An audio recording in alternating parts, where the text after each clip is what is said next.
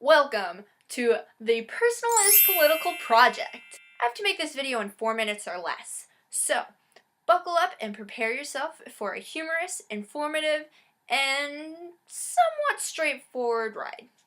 Let's go. The source I used for my interview wishes to remain anonymous, for also anonymous reasons, and I respect that. So for this video, I will be answering the rubric questions to this video prompt. Question 1. Political ideology. Basically, a political ideology is a certain ethical set of ideals, principles, doctrines, myths, or symbols of a social movement, institution, class, and/or large group that explains how society should work and offers some political and cultural blueprint for certain societal orders. This is defined by the dictionary. In the US, our political ideology has social liberties, but conservative economic policies. This has the majority of the United States fall somewhere in between liberalism and conservatism in the political spectrum, per se. Civil rights and liberties. What are those? Not white vans, alternate me. No, I don't mean your shoes, you lack wit. I mean, what are those to us as citizens? Oh, got you. In the United States, we have a constitution and certain rights that fall under categories of the amendments, part of our long list of things that originated in 1789 from the American Revolution. Most of these amendments still stand, like freedom of speech, right to bear arms, and quartering of soldiers in a person's household. Wait, Sakara, that's why you said most. Right. So some of the amendments are being debated upon because of today's new age and lifestyle, which is incredibly diverse of that of, the 1700s.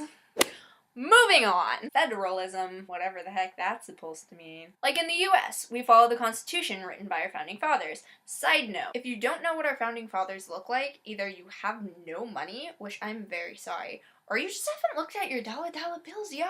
Look at your money. They're on your money. They're on your money! Or you could just use Google. Founding fathers. Wow! Legitimacy is really important in governing aspects. It's the who's who and the what's what. Some people, and I'm not naming any names, but 2016 presidential election. Sorry, I had, what was supposed to be in here?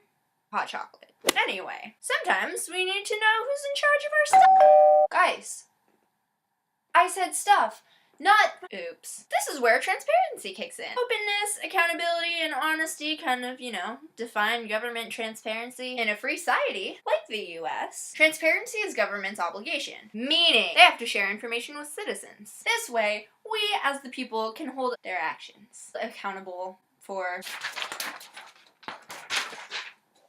Better question is, what do I know about our transparent government? I know little to nothing. This is so complicated. Also, speaking about complicated, let's talk about our structure of government! Yay! In our democratic government, we have 3 branches of power: executive, legislative, and judicial.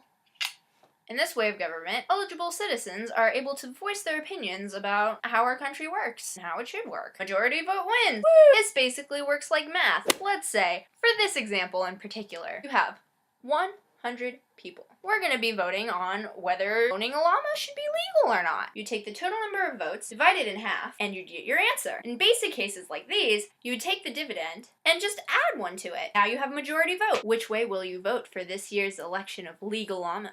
Make the vote for America. No problema! I get it, that wasn't funny. This video is not sponsored by any presidential candidate, only the itchy rug and unfortunate mess of Zakara's bed. No llamas were harmed in the making of this video except for maybe Zakara's dream of having a llama. Just gonna roll myself out of the screen. Oh, there's a wall. There's a piece of paper that I threw on the ground.